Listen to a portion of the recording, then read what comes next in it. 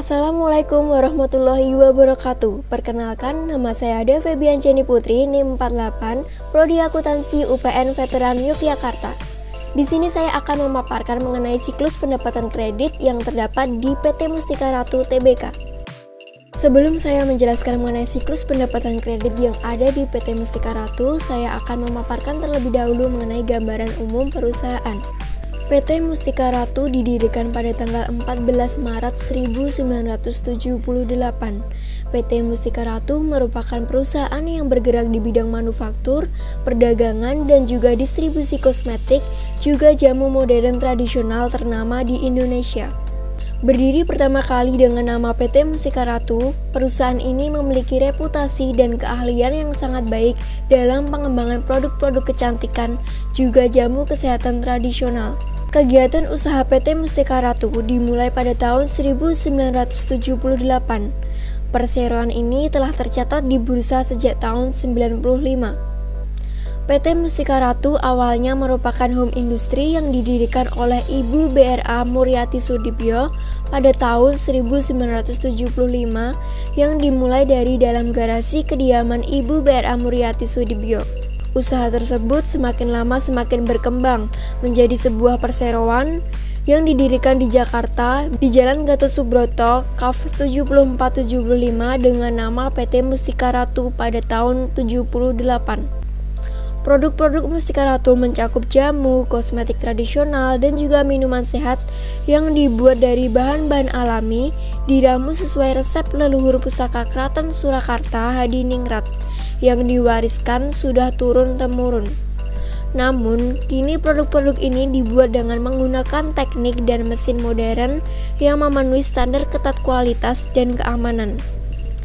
Adapun brand-brand yang ada di bawah PT Mustika Ratu yaitu Mustika Ratu, Mustika Putri, Best for Men, Biocell, Ratu Mas, Murs, dan juga Taman Sari Royal Heritage Park. Berikutnya ini adalah gambaran pemilihan siklus. Proses bisnis utama di PT Mustika Ratu adalah penjualan produk-produk kosmetik dan jamu yang diproduksinya. PT Mustika Ratu melakukan penjualan secara kredit dilaksanakan dengan cara pembayaran berdasarkan angsuran dengan cara melihat kelayakan pelanggan. Aktivitas utama yang terdapat di siklus ini adalah yang pertama prosedur order penjualan, yang kedua prosedur persetujuan kredit, yang ketiga prosedur pengiriman, yang keempat prosedur pencatatan piutang, yang kelima prosedur penagihan piutang. Ini merupakan diagram konteks yang ada di siklus pendapatan kredit PT Mustika Ratu Tbk. Dapat terlihat terdapat 7 entitas yang berada di dalam siklus pendapatan tersebut, yang terdiri dari salesman, bagian kredit, bagian penjualan gudang, bagian pengiriman, bagian penagihan, dan juga bagian akuntansi juga keuangan. Masing-masing entitas tersebut memiliki tugasnya masing-masing, sehingga dalam siklus pendapatan tersebut memuat input dan output dokumen yang dihasilkan. Dokumen-dokumen yang terkait yaitu surat pesanan, formulir order penjualan, faktur penjualan, delivery order, dan juga surat jalan. Diagram di samping merupakan DFD siklus pendapatan kredit yang menggambarkan terdapat 5 aktivitas utama dalam siklus tersebut. Yang pertama ada prosedur order penjualan. Dimulai dari salesman menawarkan produk-produk PT Mustika Ratu pada toko yang didatangi, kemudian jika pelanggan memesan, akan dicatat pada surat pesanan dan diserahkan ke bagian kredit untuk meminta otorisasi kredit. Yang kedua yaitu ada prosedur persetujuan kredit. Bagian kredit menerima surat pesanan penjualan dari salesman, kemudian menganalisis apakah layak diberikan kredit atau tidak. Persetujuan kredit disetujui oleh bagian kredit dengan menandatangani pada surat pesanan dan menyerahkannya kepada penjualan sebagai dasar pembuatan formulir order penjualan. Yang ketiga yaitu prosedur pengiriman. Kepala gudang menyiapkan barang yang telah dipesan oleh pelanggan dengan memeriksa kesesuaian formulir order penjualan dari bagian penjualan. Kemudian membuat delivery order. Setelah itu, gudang akan menyerahkan delivery order, bagian pengiriman, dan ke bagian penjualan untuk membuat faktur penjualan. Bagian pengiriman yang telah menerima delivery order tadi kemudian membuat surat jalan yang nantinya akan diberikan ke pelanggan beserta barangnya. Yang keempat yaitu prosedur pencatatan piutang. Dalam prosedur ini, bagian penagihan membawa dahulu dokumen-dokumen pendukung yang berhubungan dengan transaksi penjualan seperti delivery order, faktur penjualan, surat jalan tersebut ke bagian akuntansi keuangan sebagai bahan utama untuk pencatatan piutang. Yang kelima yaitu prosedur penagihan. Setelah dicatat piutang oleh bagian akuntansi, maka bagian penagihan akan memulai melakukan penagihan piutang dan memberikan bukti setor ke pelanggan yang telah lunas, juga memberikan bukti setor rangkap 2 ke bagian akuntansi untuk penjurnalan. Di samping ini merupakan flowchart siklus pendapatan kredit di PT Mustika Ratu. Terdapat 7 entitas yang ada di dalamnya dengan fungsi masing-masing. Bagian yang pertama yaitu salesman. Salesman ini bertugas untuk menawarkan produk Mustika Ratu dengan mendatangi calon pelanggan ke toko-toko. Setelah ada pembelian dari pelanggan, salesman mengisi pesanan dalam surat pesanan yang kemudian diserahkan ke bagian kredit. Yang kedua yaitu bagian kredit. Bagian kredit melihat surat pesanan tadi, kemudian menganalisis nama pelanggan apakah layak diberikan kredit atau tidak dengan melihat hutang pelanggan. Jika terdapat hutang, maka pembeli tersebut tidak dapat melakukan pembelian dengan cara pembayaran kredit sebelum pembeli melunasi hutangnya. Namun, jika pelanggan tidak memiliki hutang, maka bagian kredit memberi otorisasi dengan menandatangani surat pesanan.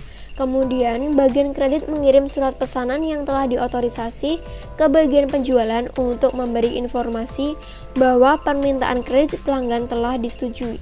Selanjutnya yaitu bagian penjualan. Dalam diagram ini, bagian penjualan membuat formulir order penjualan yang akan diserahkan ke bagian gudang untuk proses pengecekan barang.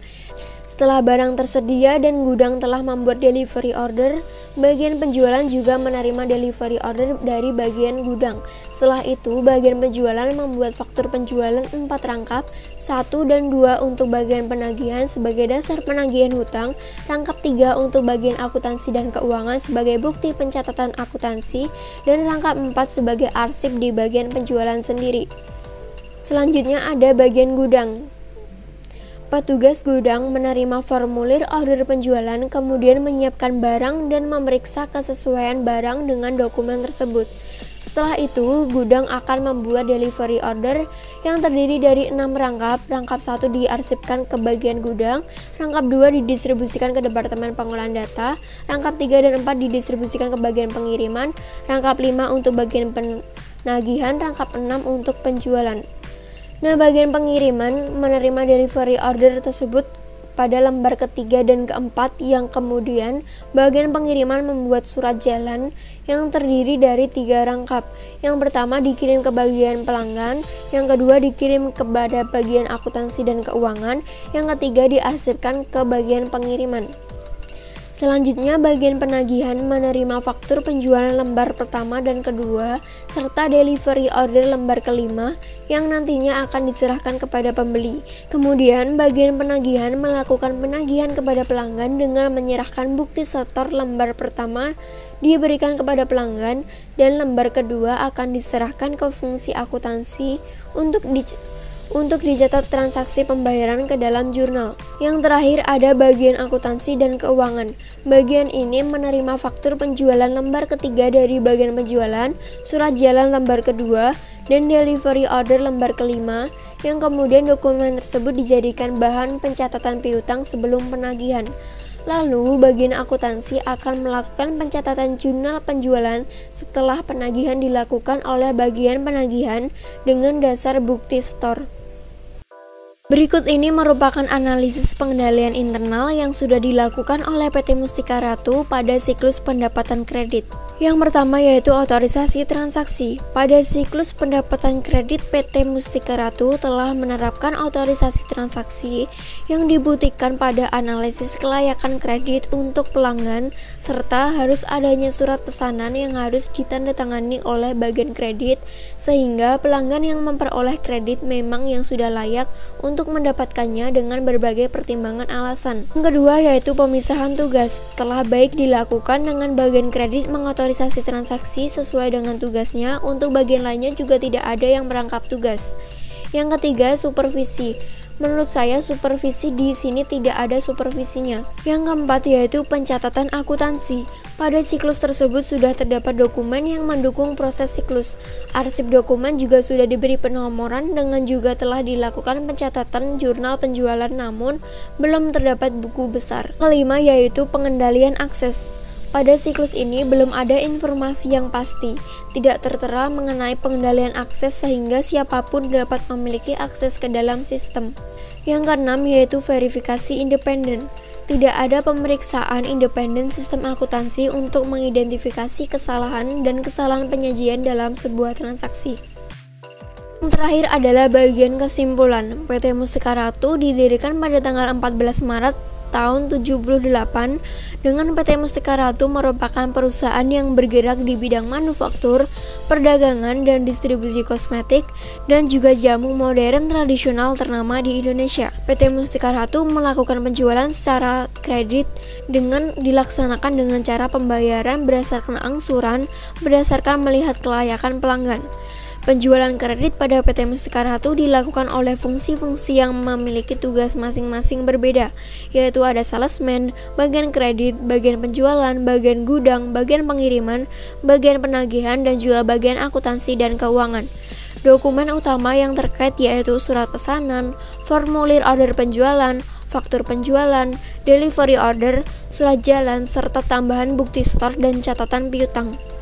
Dalam siklus pendapatan kredit yang telah dilakukan oleh PT Mustika Ratu, pengendalian internal yang dilaksanakan pada sistem tersebut sudah berjalan dengan baik.